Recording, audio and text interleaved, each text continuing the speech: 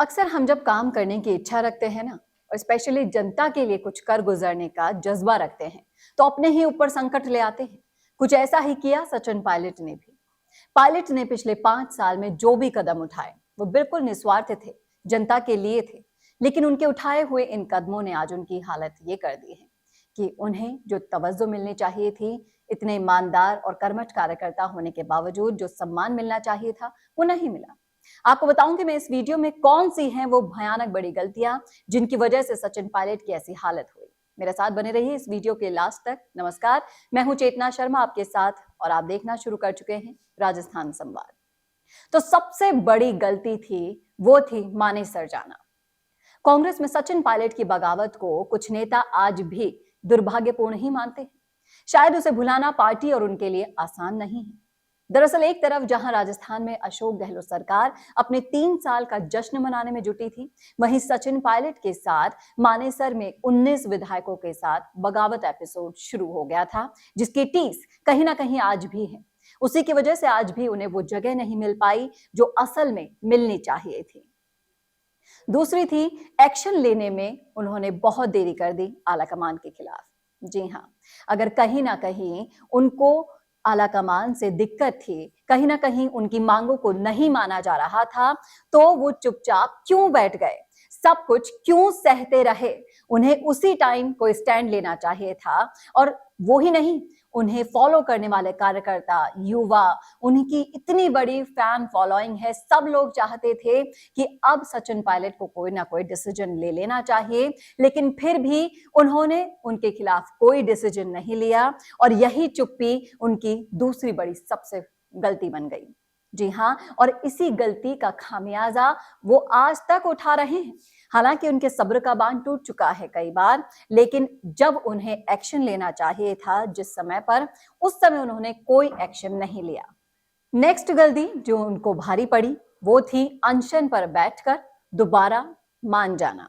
जी हां, उस समय सचिन पायलट आर पार के मूड में दिखाई दे रहे थे जब पायलट ने तत्कालीन सीएम वसुंधरा राजे के शासन में हुए घोटालों की जांच की मांग को लेकर सीएम गहलोत सरकार के खिलाफ अनशन कर डाला था।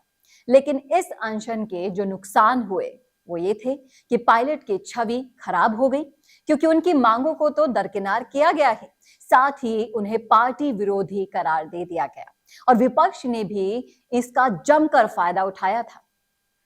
और अगली गलती जो भारी पड़ी सचिन पायलट को वो रही उनके समर्थकों का बढ़ चढ़कर सरकार के खिलाफ बोलना, जिस वजह से उनके टिकट कट गए और कांग्रेस की लिस्ट में गहलोत गुट ही चारों तरफ दिखाई दे रहा है।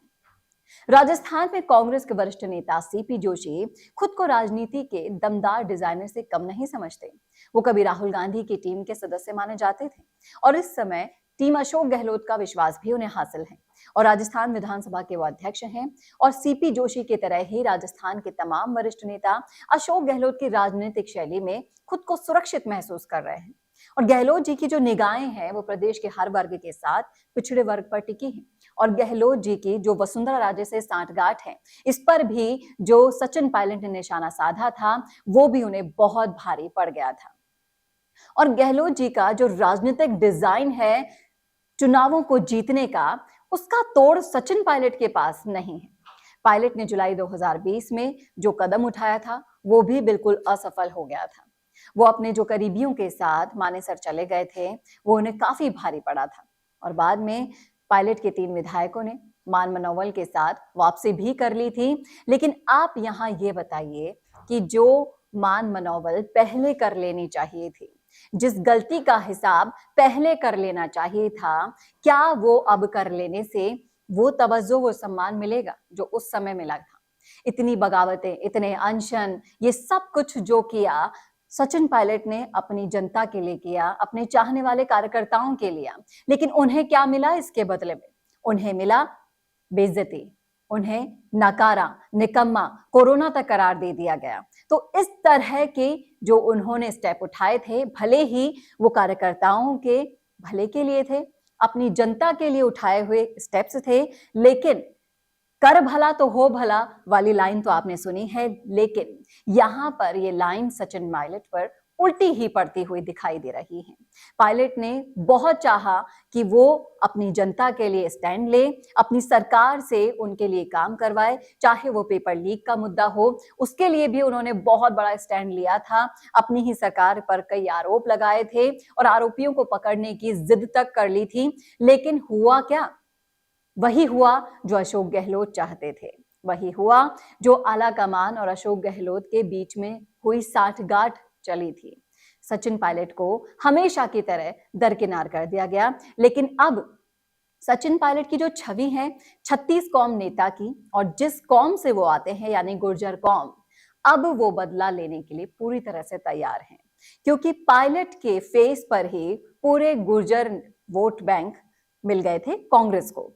और अब की बार जब फिर से चुनाव सर पर है, तो एक बार फिर से सचिन पायलट को थोड़ी बहुत इज्जत और तवज्जो देकर इस जो वोट बैंक को हासिल करने की जो रणनीति बनाई गई है ना, वो शायद इस बार उल्टी पड़ जाएगी। लेकिन सचिन पायलट की गलतियों का हिसाब कौन करेगा, ये तो आने वाला वक्त ही बताएगा।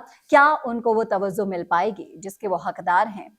आपका क्या कहना है? हमारी इस रिपोर्ट पर कमेंट करके जरूर बताइएगा कमेंट बॉक्स में। और ऐसी ही और रिपोर्ट्स के लिए देखते रहिए राजस्थान संवाद। नमस्कार। कौन देखता है अब टीवी?